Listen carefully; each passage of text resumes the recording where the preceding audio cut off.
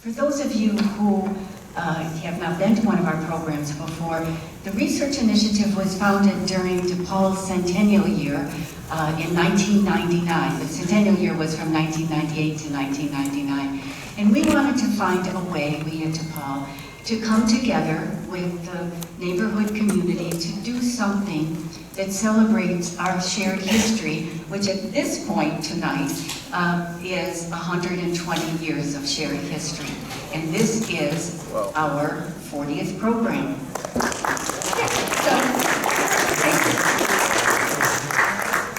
So the research initiative came together, as I said, to celebrate our shared history. And the members of the research committee are people who are from the neighborhood and from DePaul, and among them, many historians. And I would like to ask our committee members to stand right now, because none of these programs happen all by themselves. It's because of these people, and I'm looking at you, and you can stand up now. Okay.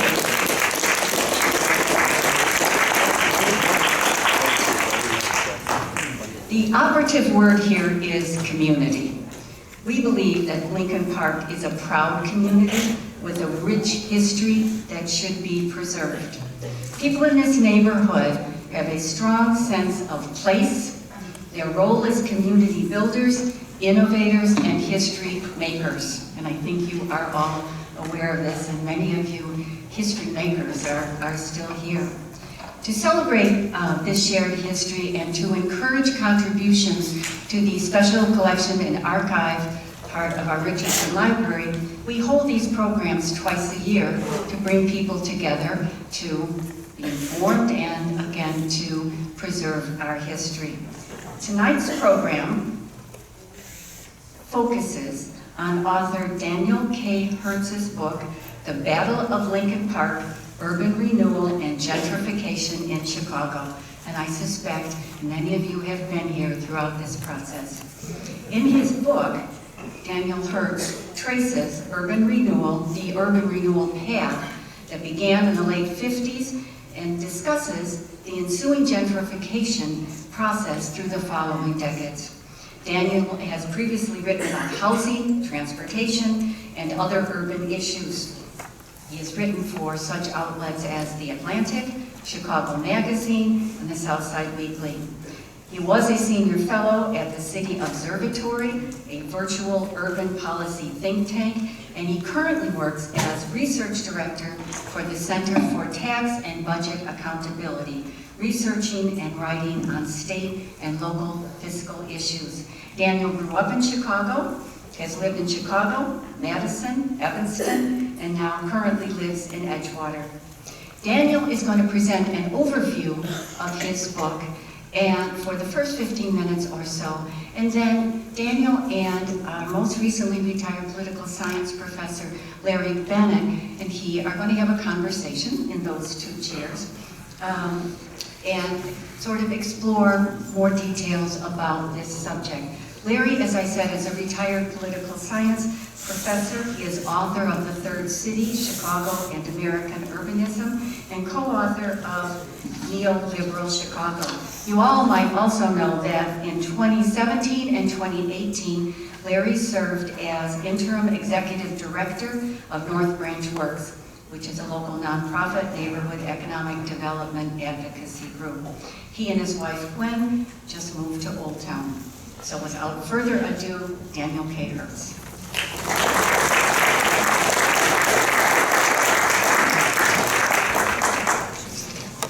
Hi, good evening, everybody. I am very, very excited to be here. Before anything else, I want to thank all of you for coming, and I want to thank DePaul University for having me here. I say this all the time, but it's really true. Writing a book, for the most part, is a very solitary process. It mostly looks like me hunched over my laptop on my couch in my living room. And so every opportunity I get to make it a social process and a community process is special. And so I really appreciate that.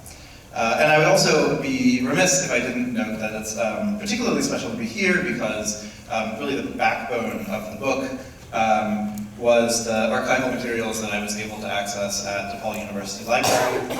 So I want to give a special thank you to the librarians, and especially those people working at the special collections at the library who were incredibly helpful and without whom this book would not exist.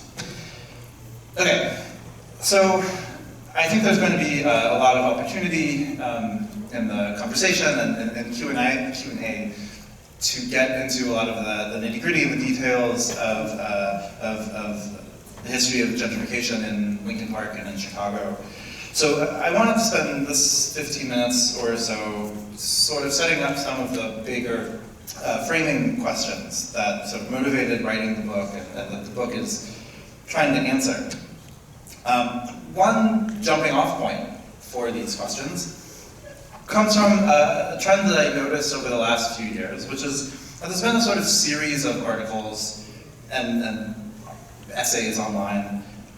It's making the case basically that the famed movement back to the city, resurgence of city centers, was basically a mirage. It was basically a mirage produced by the Great Recession, and that millennials did not really prefer renting in apartments and taking public transportation, the whole urban lifestyle, but really they just didn't have any money. And now that the economy is getting better, they're moving back to the suburbs to buy their houses and their cars, and everything is going back to quote-unquote normal. I think that actually in one article I read, there was a quote that summarized this train of thought particularly succinctly. There was actually a pastor in a church on the north side here in Chicago who was sort of gesturing at the new bars and the churches, the new bars and cafes around his church, and he said, quote, "When the young adults tire of this, they'll move back to the suburbs." The rub is he said this in 1969. In fact, as I was doing my research, one of the things that sort of kept coming up had this sort of Groundhog Day quality, as I kept on coming across articles from the 60s, going all the way back to the 20s, predicting the demise of sort of inner city living by young middle class, mostly white people. In fact, as early as the 1920s, there was a University of Chicago sociologist named Harvey Zorbaugh who swore that the time was almost up for the Gold Coast, and that soon the people who lived in the mansions along Lakeshore Drive and Astor Street would flee the encroachment of downtown and move out to greener, leafier neighborhoods and the outer reaches of the city or out to the suburbs. He also predicted that Tower Town, which was the near North Side's sort of bohemian neighborhood at the time, would similarly decline and fall into hard times. As we know, Gold Coast is still pretty gold. And Tower Town was named after the Michigan Avenue water tower, which it surrounded, and so that neighborhood is also doing okay. But even in this neighborhood, in Lincoln Park, as late as the 1970s, many people, many residents of the area could not quite believe that what was already well on its way, what had been happening for several decades at that point, was permanent. Many people believed that the slightest misstep could push Lincoln Park back to being, in the words of many people, a ghetto. So one of the questions of the book is, or two of the questions of the book, is why have people found it so hard to believe, and why do they continue to find it so hard to believe, that gentrification is a durable phenomenon, is a durable thing, that middle class, even affluent people would choose to make their lives in inner city neighborhoods. And why has it been so durable? Why has that lasted so long? The answer to the first question certainly has something to do with a sort of particular strain of American culture that says very deeply in our psyches that the only correct place, the best place to live is in a single family home with a yard, far from the sort of pollution, social and environmental of major cities. And I think that there's something to that. But I also think it's not just the culture, right?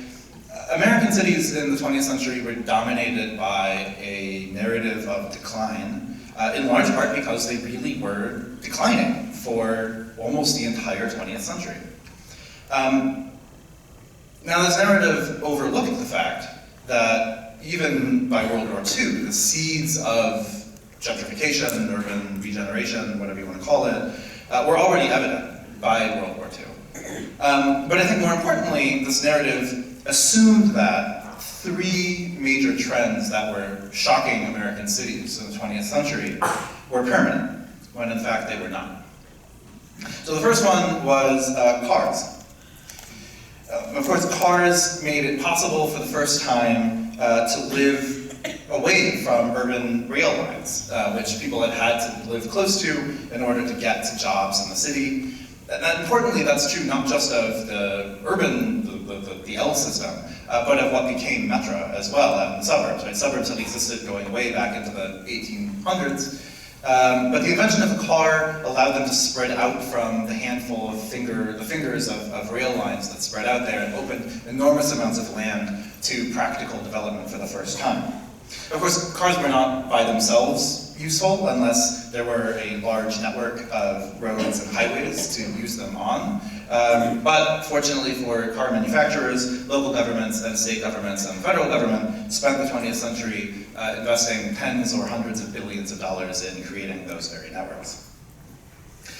The second trend is that in 19th century boom towns like Chicago, entire neighborhoods that had been built essentially overnight in the 1870s or 80s or 90s were finding that all of their buildings and all of their infrastructure were simultaneously aging into obsolescence by the mid-20th century. And the fact that all of their infrastructure and all of their buildings were sort of aging, needing repairs, no longer fit what people thought of as a good or ideal home, made it very easy for people to decide that these inner city neighborhoods, older neighborhoods, were not where they wanted to make their homes. And they would move to newer subdivisions further out at the edge of the city or in the suburbs. And finally, the Great Migration of Black Southerners to northern cities like Chicago was met with a wave of racist panic and violence that resulted in entire neighborhoods essentially picking up and leaving the central city in a simple matter of years, right, which added to a sense of turmoil, a sense of instability, and added to the number of people leaving the central city, people and money, importantly, leaving the central city. But, as powerful as those trends were, they were not necessarily permanent. Driving is not nearly as attractive when everyone else is also doing it, and your streets and highways are clogged with more traffic than they can handle. Just like inner city neighborhoods that had been built in the 1880s simultaneously found themselves aging into obsolescence in the 1930s or 40s or 50s, inner ring suburbs built overnight in the 1950s and 60s are today aging simultaneously into the same state, or similar state. And new subdivisions are not nearly as attractive when the only open land left is an hour and a half or 2 hours from downtown. And the end of the Great Migration, combined with the fact that the racist reaction to the Great Migration had effectively segregated the city, meant that the stigma of Black Chicagoans among white Chicagoans was essentially cordoned off to certain sections of the city, which meant that middle-class whites who wanted to avoid it knew where they could go in the city to do that. Now, as these three forces become less powerful, other ones become relatively more powerful, as influencing where people want to live. One of the biggest ones is simply that all things being equal, people prefer to have shorter commutes rather than longer commutes. They also prefer to live closer to the things that they want to do outside of work. And what that means is, in a city where downtown is still a major employment center, and where downtown has a large concentration of legacy cultural amenities, where there is a sort of maybe a special recreational area, say a lakefront, it means that many people, not everyone, but many people, will want to live basically as close to downtown as is practical for them to do. But when much of the city is the site of racial and economic exploitation and disinvestment, they're not going to move just anywhere near downtown. They're going to move as closely as possible to the handful of neighborhoods whose privileged residents are exempt from that exploitation.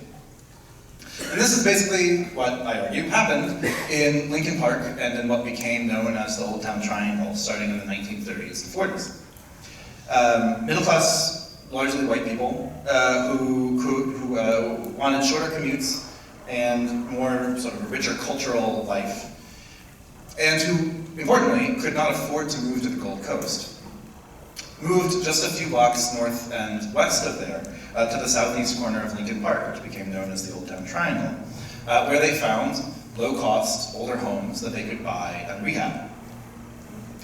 As more and more of those people arrived, they formed a sort of tight, growing circle. It didn't spread around certainly the city, it didn't spread even around Lincoln Park. They basically moved outward from established rehabbed blocks only when all of those homes and apartments had been rented or bought by people who they could not outbid for housing. And when the trickle at the beginning, or the trickle of people at the beginning meant that sort of growing circle moved out by blocks from Larrabee to Halsted, from Halsted to Sheffield. But as the number of people moving in grew and the flow increased, people started measuring it by neighborhoods. From Lincoln Park to Lakeview, from Lakeview to Wicker Park, and now, of course, to parts of the south and west sides as well. And some of these newcomers did, in fact, move back to the suburbs when they had children or got married, but there were always more people to replace them. And in fact, the number of people moving in was substantially higher than the number of people moving out. And as these people moved in, businesses and jobs started to follow them to the city, which only made it more attractive for the people who hadn't yet moved in. And a growing number of these newcomers began very intentionally and very methodically organizing to change their neighborhood, both to make it more attractive to more newcomers, and quite consciously to reshape the neighborhood so that it would be a place that they could stay when they reached middle age rather than leave to the suburbs. And indeed, about 60, 70 years since Lincoln Park first became a sort of hip, young, bohemian neighborhood, much of the neighborhood is now occupied by affluent families with children. Which brings us to a sort of irony around this whole question about why the skepticism about permanence of gentrification. And which is that I want to make the argument that part of it is that many of the gentrifiers don't want it to be permanent. By the 1970s, Chicagoans had begun to speak of Old Town syndrome, meaning that the area had become so saturated with white middle class or affluent newcomers that it was no longer so different culturally from the suburbs that they had tried to get away from. One middle-class white resident of Lincoln Park, in western Lincoln Park, said in 1976, quote, "I hope rents will not price out the diversity of the neighborhood. I don't think it's so much fun when everyone's the same. You might as well live in the suburbs." But of course, rents did price out a lot of the diversity of the neighborhood. The proportion of Lincoln Parkers who are black or Latinx has fallen by nearly half since 1970, while household incomes, which up until 1980 were below the citywide median, are now twice the citywide median. So nearly a century since Harvey Zorbaugh predicted the end of the Gold Coast, I want to make an argument, the book wants to make an argument that it's time to stop being surprised by gentrification and by the permanence of the attractiveness of inner city neighborhoods to middle class and affluent people. Rather, the sort of decades-long process of growing geographic inequality in American metropolitan areas, not just Chicago, but maybe especially Chicago, has never really been about the divide between city and suburbs. It has been more fundamentally about demographics, about race, and about class. We now can see, looking at history, that rapid investment can happen either in a new subdivision, sort of stoking white flight from the city, or it can happen in a working class inner city neighborhood, producing disinvestment of the older residents. And we can also see that disinvestment can happen both in a sort of post-industrial urban core or in an inner ring post-war suburb. Regardless of where it happens, it's that rapid investment and disinvestment that represents the same forces of inequality and power disparities. And it's those forces that we need to contend with if we want to build a more just and equal city. Thank you.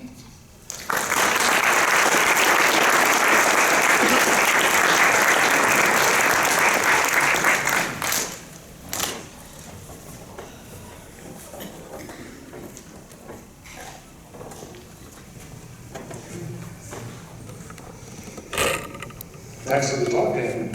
Thanks for listening. What got you started on this book? That's a really good question. So the long, We're too loud. we're too loud, too close to each other. Yeah, too loud. I mean, one version of the story is that in high school, my parents had on the shelf, and I picked up a book called Making the Second Ghetto by Arnold Hurt, which is a history of basically how Chicago came to be the segregated city it is now, looking at housing policy and the Great Migration from the 40s to the 60s. And that really started me on being fascinated with the city and the history of Chicago and why it is the way it is. You know, I don't think there's any way to be a Chicagoan and to move around the city without stopping and asking yourself, why is it like this, right? There's so many things that sort of stand out as requiring an explanation. So I mean, that's sort of the beginning of it. I think more specifically, the sort of topic of this book I became interested in. Over the last several years, I had thought about how I had read a lot of histories of how Chicago became such a segregated city. And almost all of them had focused on the south and west sides, and on neighborhoods that became sort of disproportionately disinvested, largely black, segregated neighborhoods, right? But I knew from looking at the data that that was not the only part of the city that had changed substantially since the mid-century. So I sort of was looking for an answer for why the north side had changed as well, and that became. Are we still here? Yeah, okay. And that became particularly acute a couple years ago when I picked up a book called The Invention of Brownstone Brooklyn, which I don't know if you're supposed to recommend other books at your own book thing, but please read The Invention of Brownstone Brooklyn. It is excellent. And it covered sort of a similar story in Brooklyn. And I said, oh my, this is such an amazing story. This is exactly what I've been looking for. I really need to find the version of this book about Chicago. And decided that though there'd been a lot of research about various parts of the story, it wasn't quite the exact arc that I wanted to read, and so I decided to write it. Why didn't you describe Lincoln Park in 1965?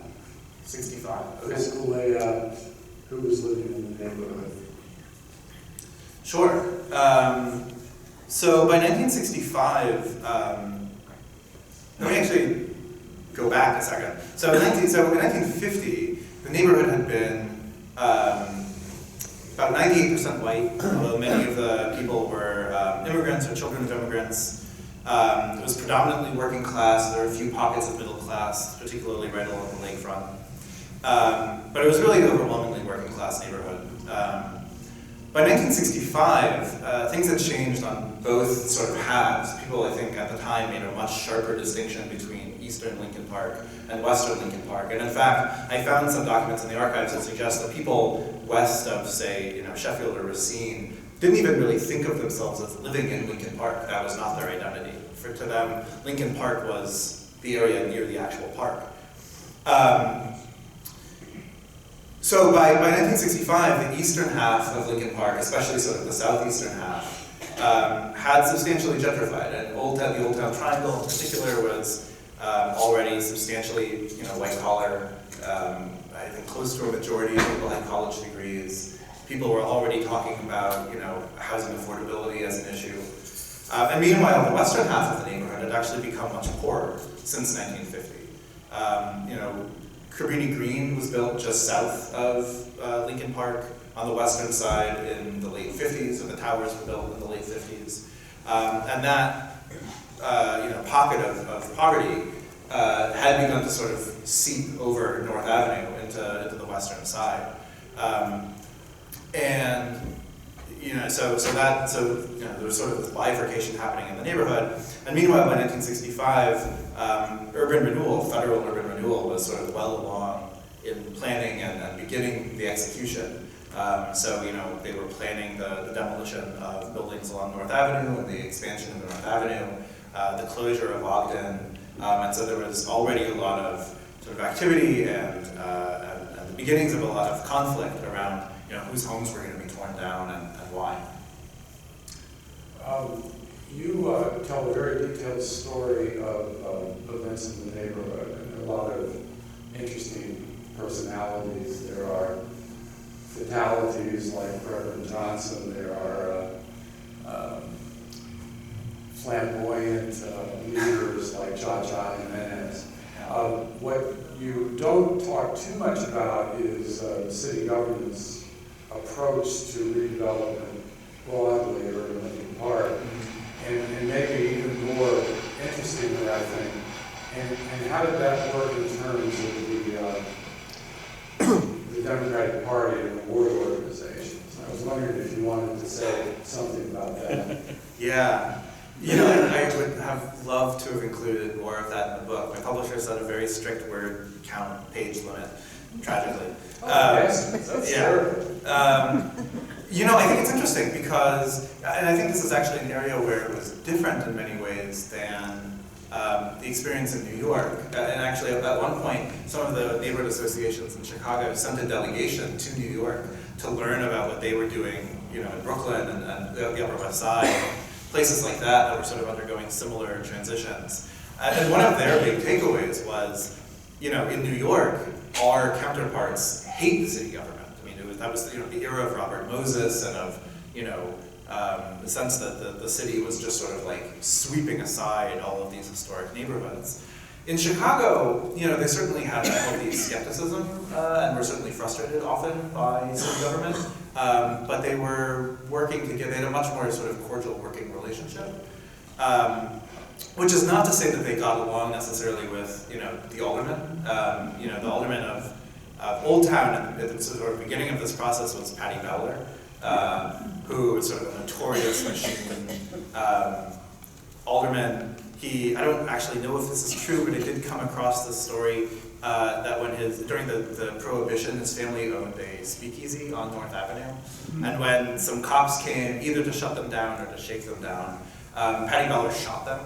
And then went on to a 35-year career as an alderman. So that's like the kind of person we're dealing with. They were not friends. They were not friends with him. They thought he was corrupt and represented the old machine, and they eventually replaced it with a more reform-minded alderman. But mostly the relationship with City Hall revolved around getting public services, better streetlights, sidewalks and stuff like that. And then it really became dominated by the Urban Renewal program. And on that front, mostly they were frustrated that Daley didn't really care about them. Daley was much more interested in Hyde Park and was much more interested in the near West Side where he wanted to put UIC. And so, for several years, they're basically saying, you're sending all the money down there, you're not giving us any money, give us some money. So that was sort of some of the dynamics going on. Well, and there was an analogous set of developments in Uptown at that time as well, which was also, there were local advocates for urban renewal, and they complained bitterly that the Daley administration was moving too slowly because its priorities were elsewhere. But I think it's also interesting, though, that you mentioned Hyde Park, because I think that the urban renewal program in Hyde Park became, for a time, the template for the remainder of the city. And some of the consultants that were working on projects there were invited to Lincoln Park and to Uptown to talk to people about how to put together an urban renewal proposal. The thing that struck me when I was doing research in Uptown years ago was that the situation was so different in Uptown from from Hyde Park. It didn't have an institution like the University of Chicago. Right. Lincoln Park is in some ways more analogous to Hyde Park in terms of sort of the baseline situation. Yeah, right. I mean, Lincoln Park certainly had stronger institutions like DePaul, McCormick Seminary was here, and a stronger middle class presence, I think, than Uptown had at the post-war era. It's funny. They did definitely look to Hyde Park for sort of inspiration and an example, but they also looked to extant urban renewal programs on the South Side as sometimes a sort of cautionary tale of what not to do. Especially the sort of Lake Meadows and Prairie Shores developments in Bronzeville, which, if you don't know, are basically they clear cut almost half a square mile, I think, by the end. Northern Bronzeville, eliminated hundreds, if not thousands, of historic buildings, and they did look at that and they said, we don't want that. We want a sort of more cautious, surgical approach. Although, I mean, they did end up, by today's standards, right? They did end up demolishing hundreds of buildings in Lincoln Park as well, but it was not the sort of straight, clear-cut approach on the South Side. Yeah.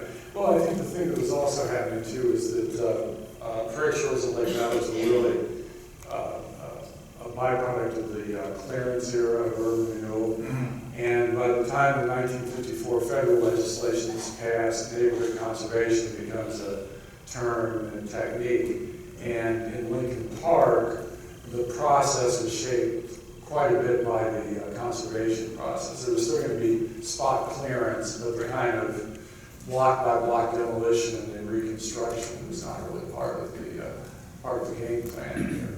Right. Now, why don't you talk about something that's in the book and it's very interesting, I think, that you didn't really speak to, which is that the Lincoln Park Conservation Association is an organization that is very important in this period of time. It's also an internally divided organization. Why don't you talk to people about that? Because I thought that was a really interesting element of your narrative. Yeah, so the Lincoln Park Conservation Association is founded in 1954, more or less in direct response to the fact that this federal legislation is being passed. And they say, basically we have this opportunity to use this federal program, use this federal money to basically supercharge what we're already trying to do, right? The Old Town Triangle Association was really the first of these sort of neighborhood groups, rehabber groups we founded in 1948. The Mid-North Association came a few years after that. And those two were really the ones that formed the LPCA.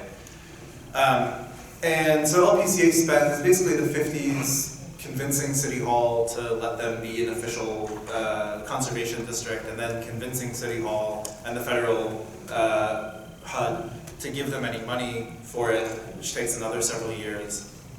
But they finally get it. And I mean, I think where this division comes from is that, it began as really this utopian project. I mean, it's just this incredibly, the thought was we are going to save Lincoln Park, right? It's the middle of the 1950s. We're looking at these other neighborhoods across Chicago be decimated by white flight, be decimated by urban renewal, in Bronzeville, and we're not going to let that happen here. We're going to preserve Lincoln Park. And they were very explicit from the very beginning. Preserve Lincoln Park for everyone who lives here, right? We want this to be an attractive place for middle class and upper middle class people, but we also want it to be a place where immigrants and low-income people can also live.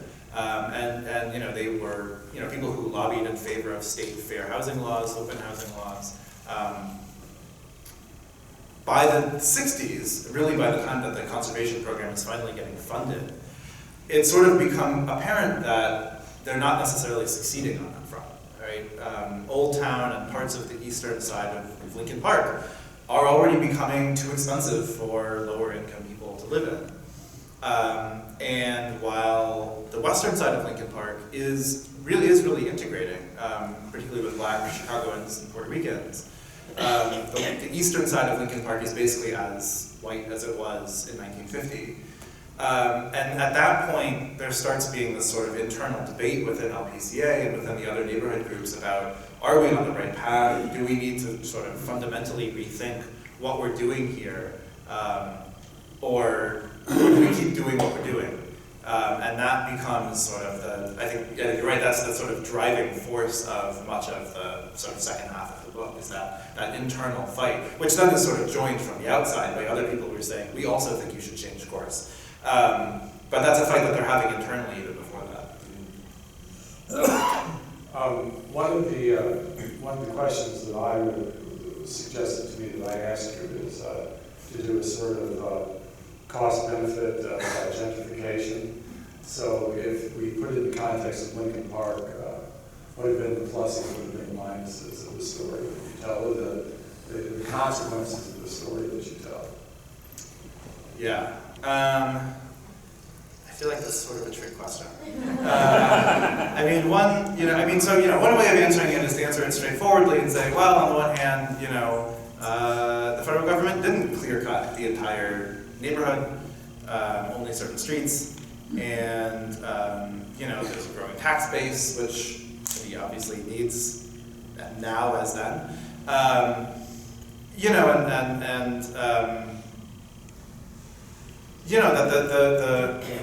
The intent of those groups to basically create a middle-class alternative to the suburbs in the city was achieved. Far beyond what they could ever have imagined, right? And then the downsides are obviously it's not achieved for everybody. It's not an accessible neighborhood for everybody, and many people felt, including members of LPCA of these groups, felt sort of a profound sense of loss as time went on about the changes in the neighborhood, whether they were able to stay or not. The reason I say that I think it's a trick question is I think that phrase it, looking at it implicitly by saying, well, either it was going to become gentrified or it was going to become, extremely disinvested and depopulated, sort of presupposes that those two things are alternatives to each other, whereas I think they are, in fact, they feed off of each other, right? They are only possible with each other at the citywide scale, right? And I think the other main arguments of the book is that it doesn't make what happens in Lincoln Park after World War II doesn't make any sense except in the context of the extreme disinvestment and white flight in the rest of the city, right? It would not have made sense for everybody to pack themselves, people with money, people with the means, to pack themselves in Lincoln Park unless they were sort of, certainly they were not themselves in charge of this, but unless, forces and systems had created a situation in which the rest of the city was seen, certainly by white middle-class people, as just they could not possibly live there. And so, I think rather than asking, well, would Lincoln Park have been better off if gentrification had never existed? I think the better approach is to say the city would have been better off if we hadn't had created this process of bifurcation and divergence between the north side and the rest of the city. So if we go back to one of your starting points, which is that you read Arnie Hirsch's book some years back, The Made in the Second Ghetto, which is about the concentration of African Americans in various South Side and West Side neighborhoods, particularly in public housing, and disinvestment in those neighborhoods. In a way, one can look at your book as telling the other side of the story, which is about we'll call it the whitening of Lincoln Park. That's a gross simplification of what you described, but in effect, it's the other side of that larger story. Yeah, I think that's exactly right. I think it is in the same way that redlining or blockbusting and clearance is sort of necessary to understand why the South Side is the way the South Side is today.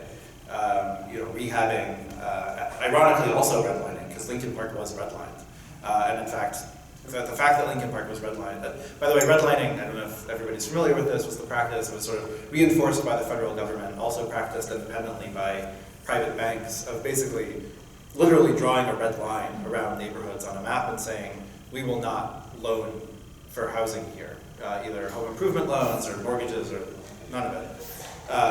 So Lincoln Park was redlined, and that was an important part of why how it gentrified actually, as well as an important part of how the South Side became so disgusted.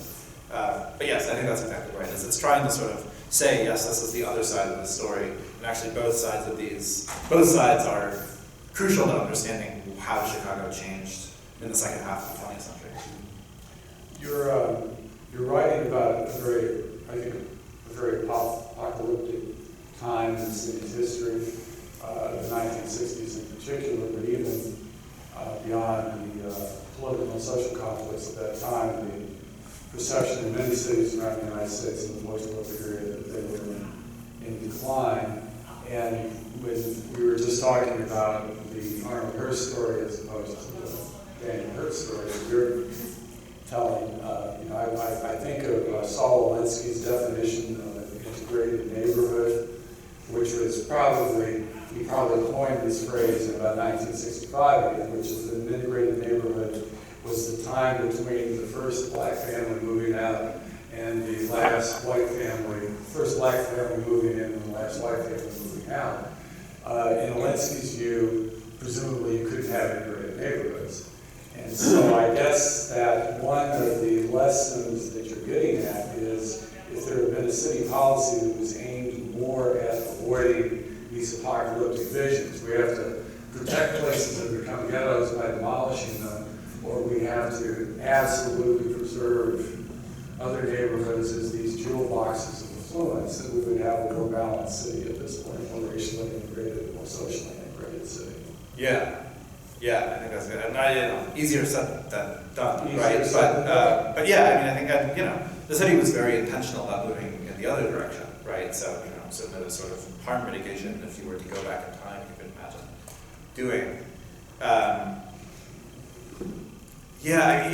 mean, to go to sort of the beginning of what you said, one thing I don't think I did a great job of, or I wish I'd done better in the book, is really capturing that sense, which really came across reading people's letters and listening, especially to Stud Circle Foundation put up like 10 hours of interviews with Lincoln Parkers from 1969 online.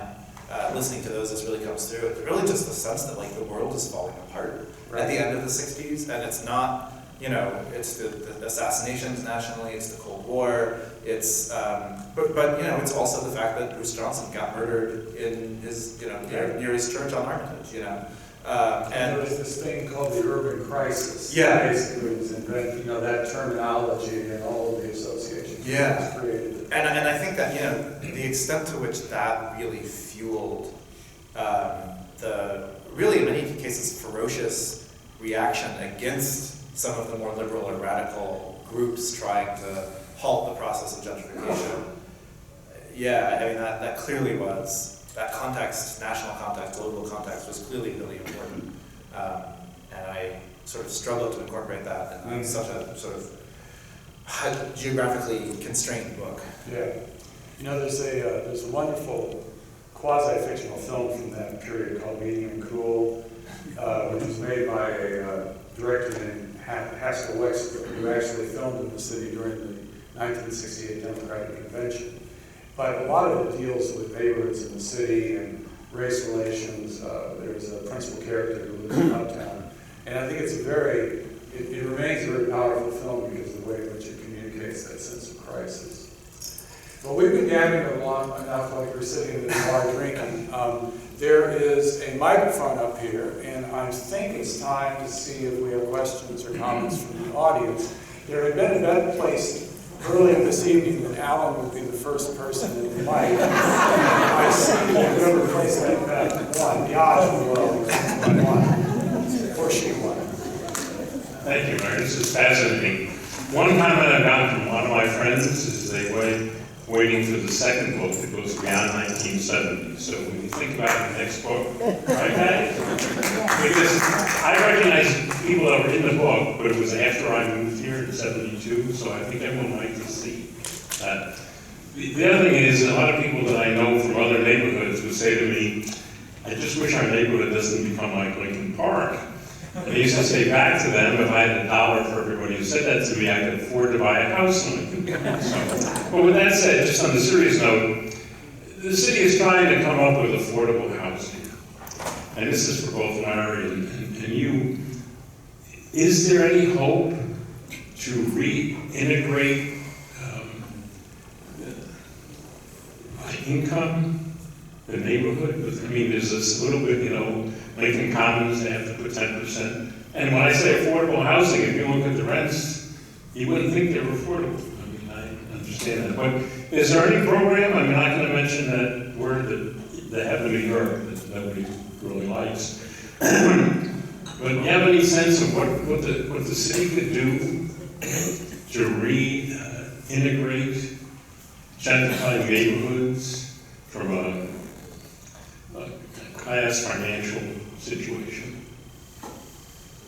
In 25 words or less. Yeah, one thing I have been sort of haunted by, I found in the archives here, a dissertation from the late 70s about sort of just the last few years of the sort of fight over urban renewal in the 60s. And one of the things in the conclusion that the author says is, in policy terms, the whole fight between the Young Lords and LPCA and within LPCA, the fight that people were literally murdered over, was essentially over whether there should be 300 or 600 units of public housing in Lincoln Park. And the scale of displacement in Lincoln Park over decades was measured in the tens of thousands, right? So in the wildest victory of the radicals, it wouldn't have come close. And I think that's a really sobering thought. And I think I obviously think that as many resources and as many affordable homes, affordable apartments that can be created, wonderful. We should as much as possible. But at the scale at which these things operate, I really do think that the only solution is a citywide solution in which prices in Lincoln Park are only so high because prices in South Shore and Inglewood and Garfield Park are so low.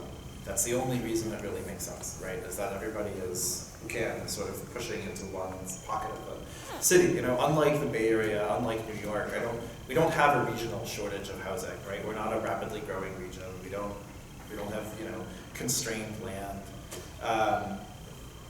I think we have to end the system. We have to end the sort of vicious cycle in which that funnels people with money into just like one little pocket of the neighborhood where they all try to outbid each other for housing. I think that's the only way about doing it at the scale that it happens. I just made you mayor. How would you do that? That's fine. Let me add something to that. Alan, I think that you expose a paradox, which is that there are a lot of techniques for producing affordable housing. Some of them are limited because the way in which programs are structured, the affordability is questionable. So that the set aside that you have in Lincoln Commons, you actually have to be pretty well off to actually afford to live in what's considered the affordable housing. You have nonprofit organizations that piece together funds for development or rehab. You have federal programs like housing choice vouchers that can be used. I think there are more creative techniques that have been used a little bit in Chicago, but not too much, like land banking, which can be incorporated.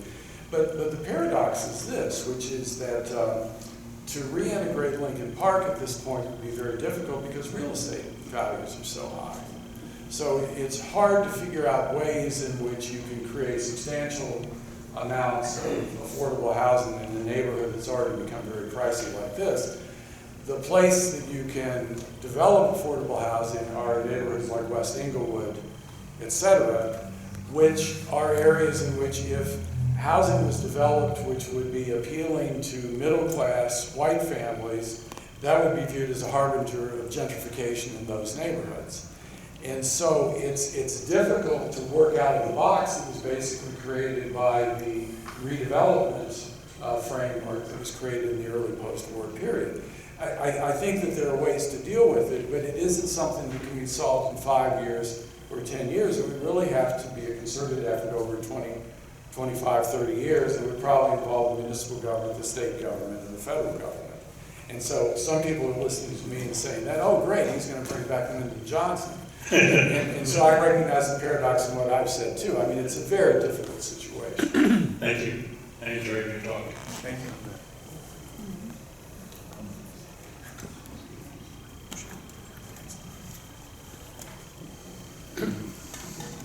So I'm wondering if on an individual level you had suggestions for what upper middle class people could do that are, I guess, moving into the city for the first time or considering moving, that could combat or avoid being complicit in gentrification. And do you see those solutions or those individual or potentially like community solutions having any effect? Yeah, I mean, you know, my feeling about sort of individual where do you live choice is that probably no matter where you are, you're going to be causing some kind of problem. And that, which, you know, is something you should be aware of. So you should be a good neighbor. You should be, right, I mean, yeah, right. I mean, you know, be courteous and do all the things that make you a good neighbor. In terms of not contributing to the overall, you know, I suppose you could move to a neighborhood that isn't even close to the sort of gentrification frontier, where you're not helping keep prices high inside the zone of affluence. You're not helping sort of directly move it out. You just, you know, move to the far southwest side or something, and you're, you know, I guess not really causing that much of a ripple in the housing market, a little bit of a ripple. You know, I think the bigger thing is, you know, I do, despite that sort of big picture view, I do think that the sort of on the ground, building by building, you know, unit by unit fights do matter, right? If you create 30 units of affordable housing or public housing, that's 30 families that have housing that didn't before, and that matters. Yeah, and the other thing that's happening now is, you know, there's a campaign to reinstate rent control, and that's obviously it's a controversial topic. You could have like a whole other talk about that, but I do think, you know, research shows that rent control does stop displacement, or it reduces displacement by quite a bit, and it also doesn't require billions of subsidies that aren't forthcoming anytime soon, and it can be applied to hundreds of thousands of families overnight, more or less, if it were legal.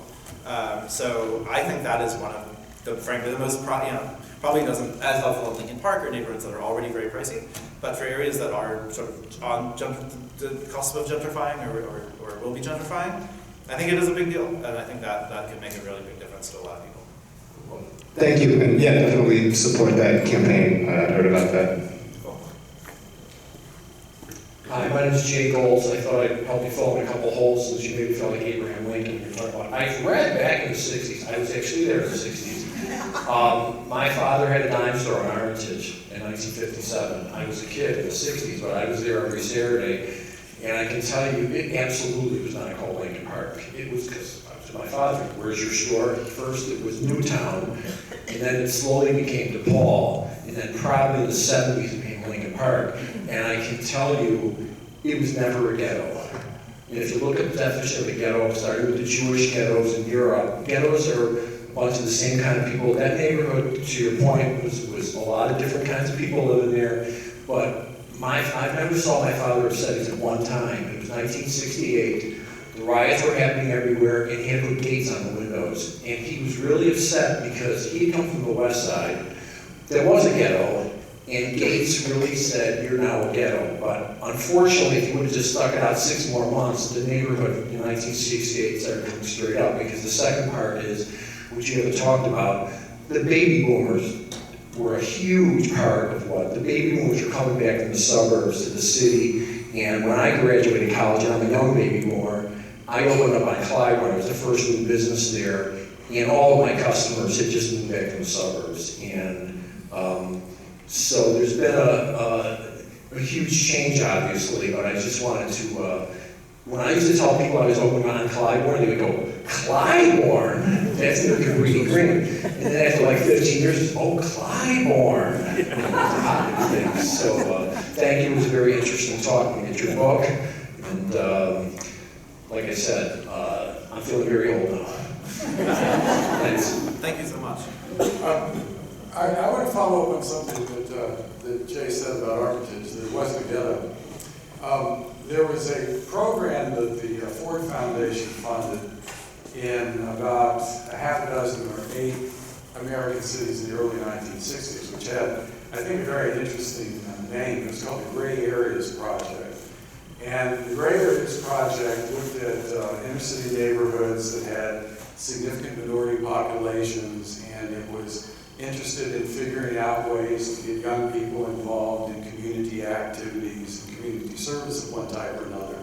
But it was very clearly targeted at not what we would call a ghetto. It was not targeted at what we would call a gentrified neighborhood or an upper crust neighborhood. I mean, there was a perception in the context of that initiative that there were neighborhoods in between. And I think that the thing about Chicago in the 1950s and the 1960s that Jay is reflecting is that there were a lot of, and I don't mean this as a pejorative term, there were a lot of gray area neighborhoods. Low income. They were somewhere between lower middle class and I would call it comfortable working class. And one of the things that's substantially changed in the city is that there are far fewer such areas now, where we really do have areas of tremendous affluence and then wide areas that are just totally marginalized.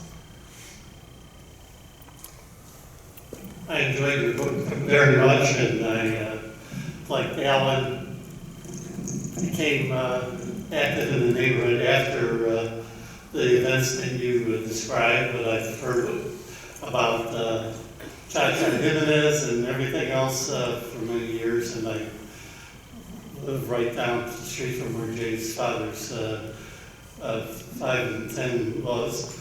But one thing in your book that you use a lot of terms which are sort of kind of buzzwords now, like disinvestment. What does disinvestment mean? Who is disinvesting? Does that mean, Target doesn't want to put a store there or something? Or is that something we're blaming on governmental policy?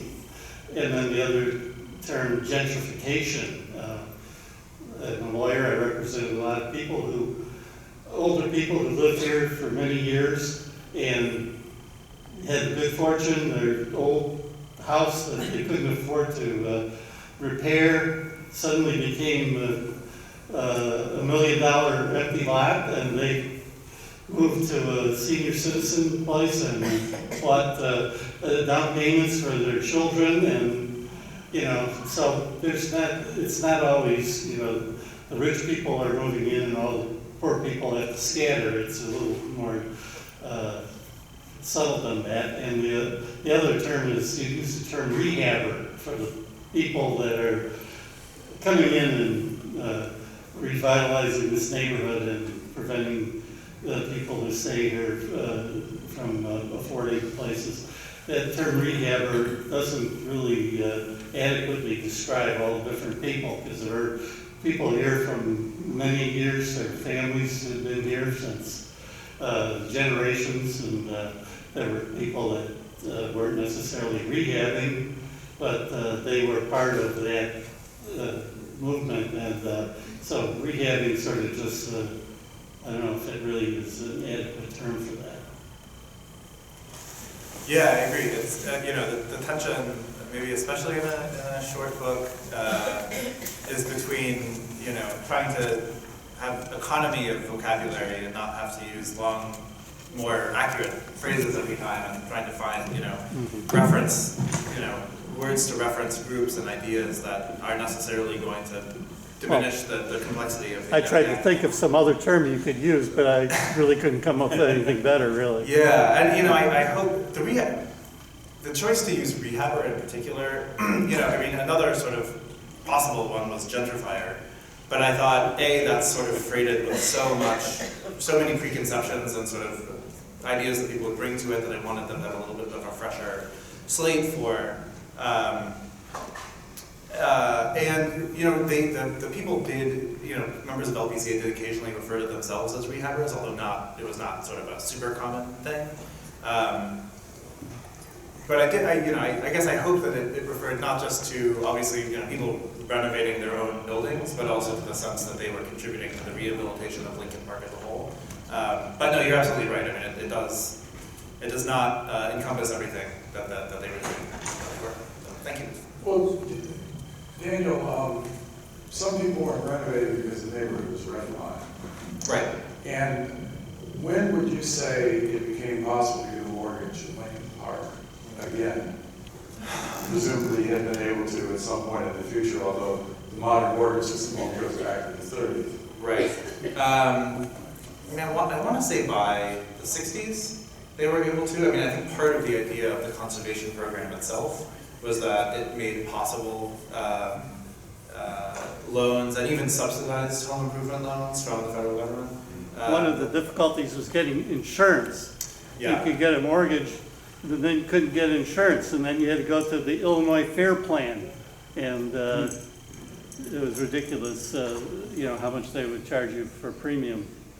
So that's another obstacle. Yeah. So in a way, the partial answer to the rehab question is you have more rehabbers at that point when people can get the finance.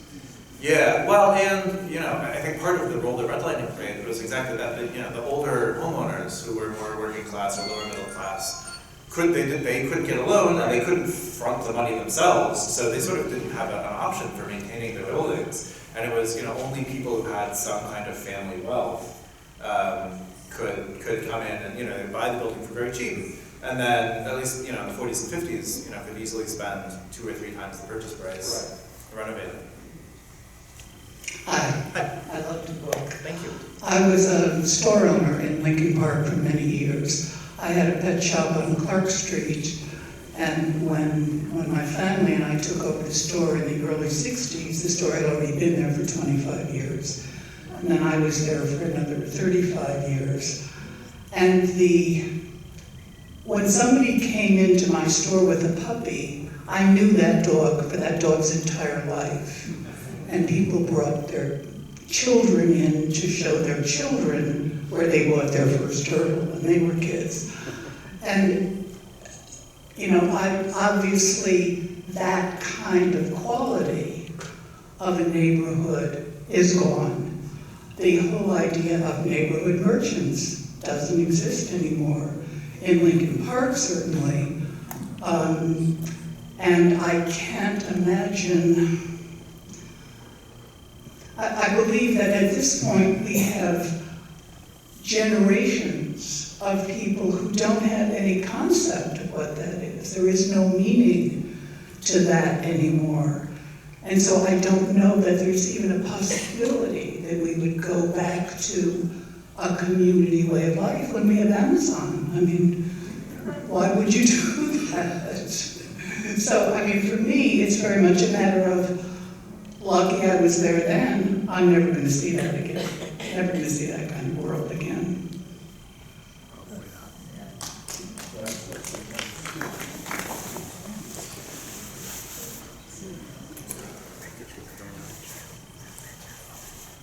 Guys I shook hands with, he and I were presidents of our community associations back in the mid-70s. When LPCA, Lincoln Park Conservation Association, was very strong. And when one neighborhood had a problem, say with a developer who wanted to tear down a bunch of places and put something up that nobody wanted, every organization, there were 7 organizations with LP, Lincoln Park Conservation Association in the area.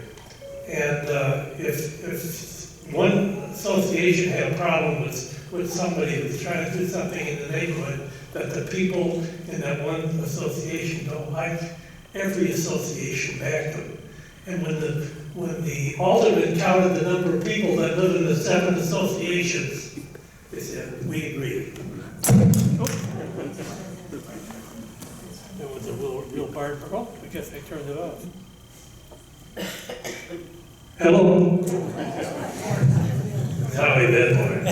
Anyway, I moved in 1971. I first got close to the association, or close to the neighborhood in the mid-60s when I got divorced.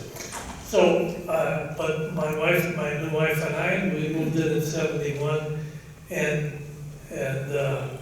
I'll say that she probably didn't want me to say it, but the person that was selling the house said 40, I said 32. She said 38, I said 34. She said 36.5, I said okay. All right, now we all know what the houses in the neighborhood are worth today, right? A little different than that.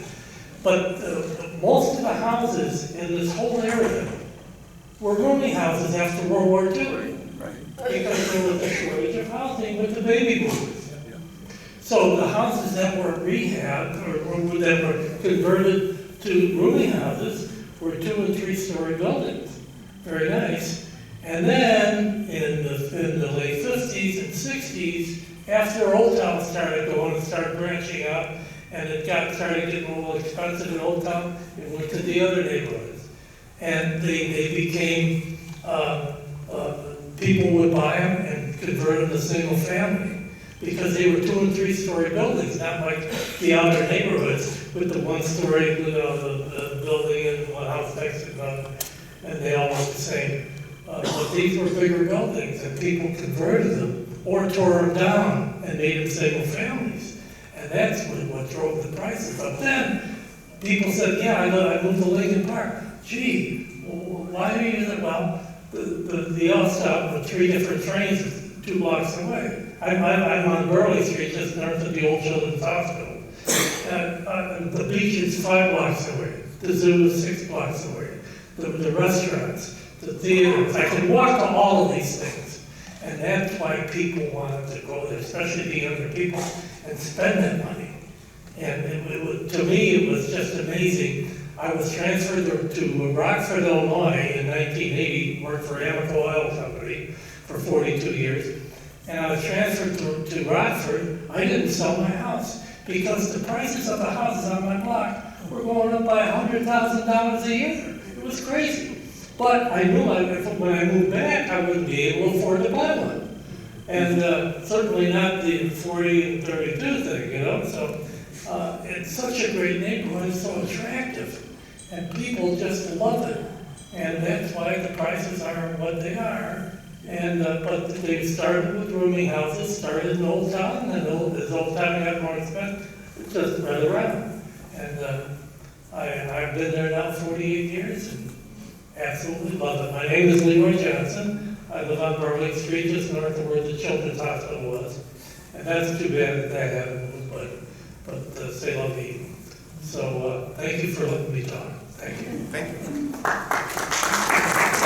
What is the peak population of Lincoln Park, 1950? I believe it was 1950. It was peaked at about 102,000 in 1950. And it is what now? Now around 68. So population fell by about 1/3 from peak. So, and one of the things that he talks about, and this isn't a big theme, is that there's a way in which you can view Lincoln Park as having suburbanized. Now, it's not literally like rolling meadows, let's say, but there are ways in which it is a substantially different kind of urban neighborhood from what it was before, just apart from gentrification. It's a much less densely populated area than it was at that time. Yeah, right, and that's a pattern that you see not just in Lincoln Park, but in gentrifying neighborhoods across the city. I mean, I actually just read today, Pilsen, which is pretty clearly gentrifying at the moment, has lost 10% of its population since 2010.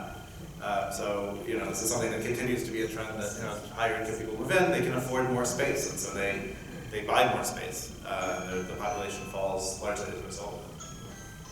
Hi, my name is Vince Bailey.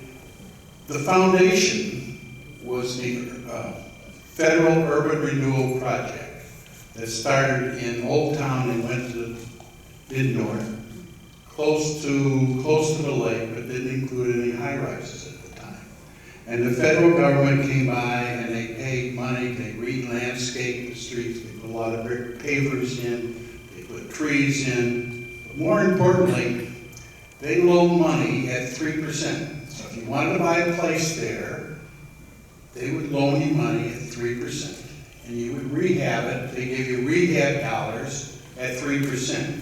The caveat was, you had to live there for 15 years, which gave a tremendous base for all the surrounding areas. Everybody saw, well, that was a 3-flat. Well, now it's a single-family home with a 2-story living room and marble baths and things like this.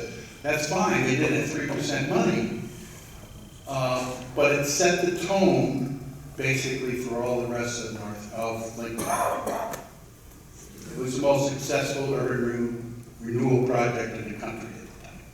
When was that exactly? It was in 1967, 68. Thank you.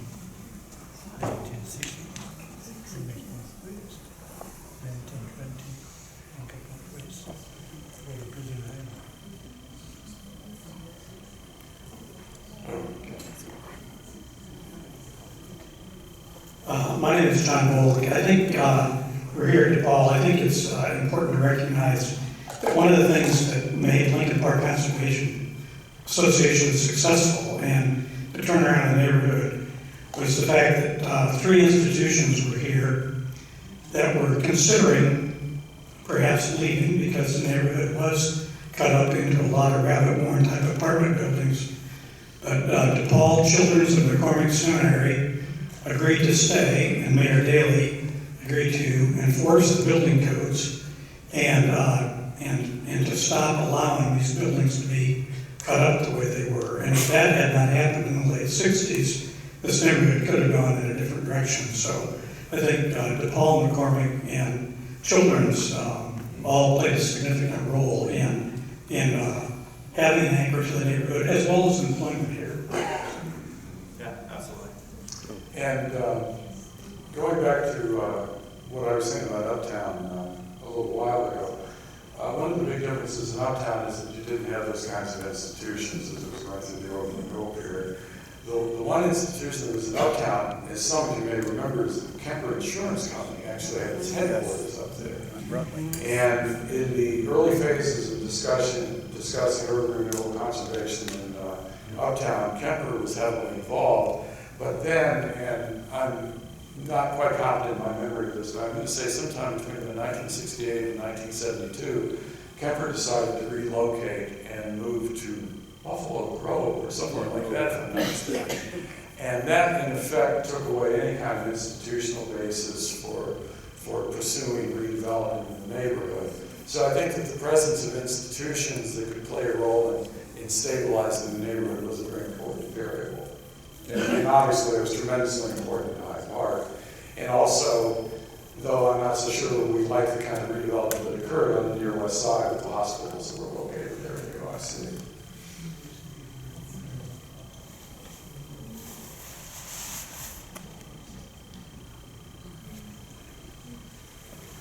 I think Lincoln Park was very lucky in the institution. Right. Oh, we could hear it. Lincoln Park was lucky in the 3 institutions that were here. They were not private companies. They were a hospital. At the hospital, 2 hospitals, yeah. 2 hospitals. Actually, I think there were more hospitals. Because by the time you counted one, Now they're all yeah. And there was a religious institution that was well known. And the third one was Columbus? Seminary. the seminary. Oh, seminary. Yeah. And there was another one. But they, But we did lose the Alexian brothers. yeah, That one. but they were not like Kemper. Roosevelt Hospital, Augustana Hospital. Oh, we had so many. Lincoln. Small ones, but yeah, I think that's one of the differences. And a fairly big educational institution that we're standing in right now. Right. So I think that makes a bit of a difference, I think. But to me, that's, you know, is a difference. Yeah, I mean, it doesn't. I absolutely agree.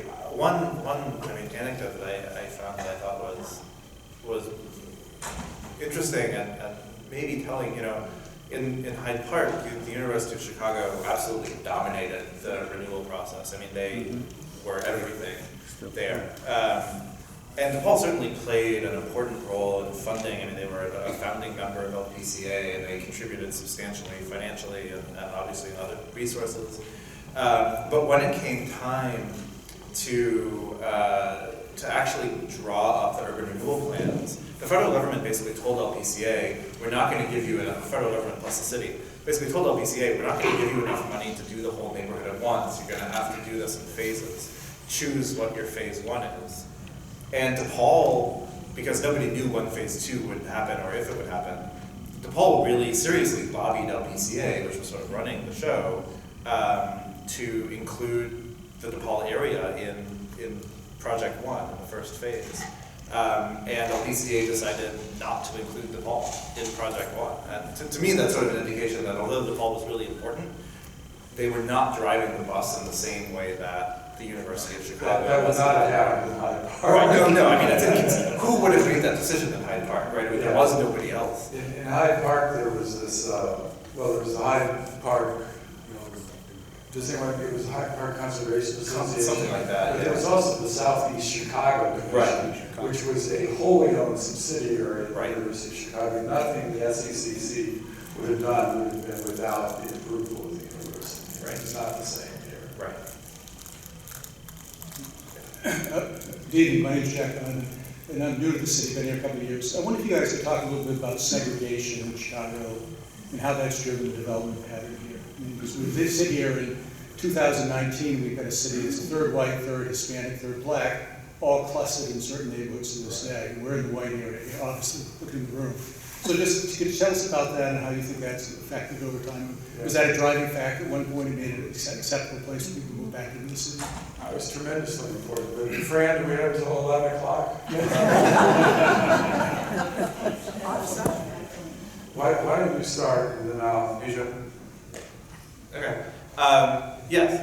I mean, it was obviously extremely important. To the point that I found an interview with a realtor or some sort of real estate developer. Anyway, a person working professionally in real estate who basically flat out said around 1970, I think, he was basically like, look, where else are we supposed to go other than Lincoln Park? You know, we could look at a place like South Shore, but by 1970, that was becoming a black neighborhood. The West Side, nobody, none of our clients are ever going to move there.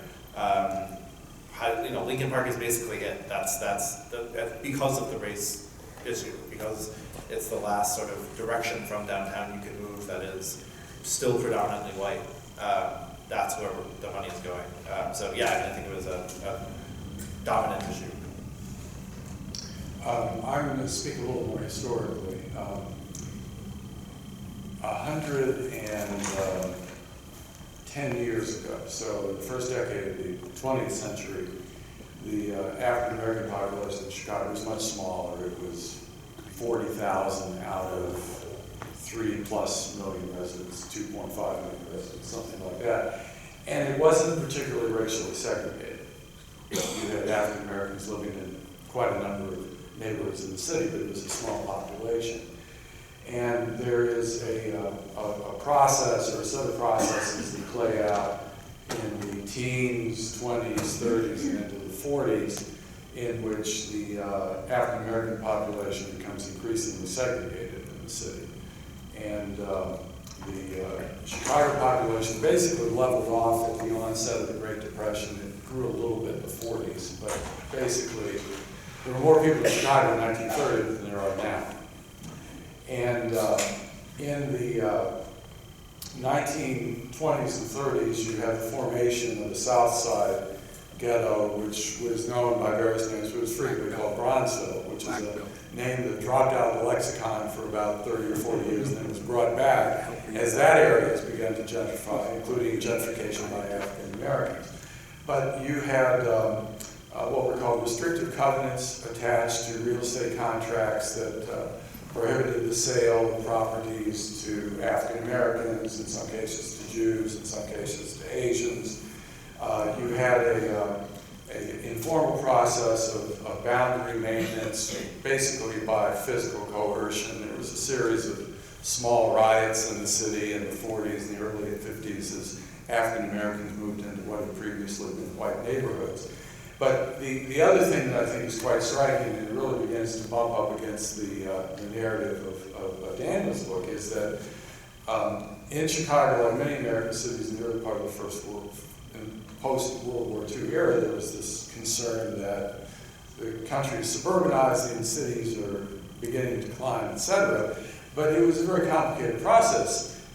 Chicago was very attractive for African Americans from the South right through the 1950s to resettle because the economy wasn't any good in Alabama, treatment wasn't any good, there were factory jobs in Chicago, And so you have a rapid increase in the African American population, which basically bursts the seams of Bronzeville, and then spills over to the west side. And you have neighborhoods like Austin on the near west side of West Garfield Park, which in 1950 are 100% white, almost universally first, second, third generation European immigrant of one type or another.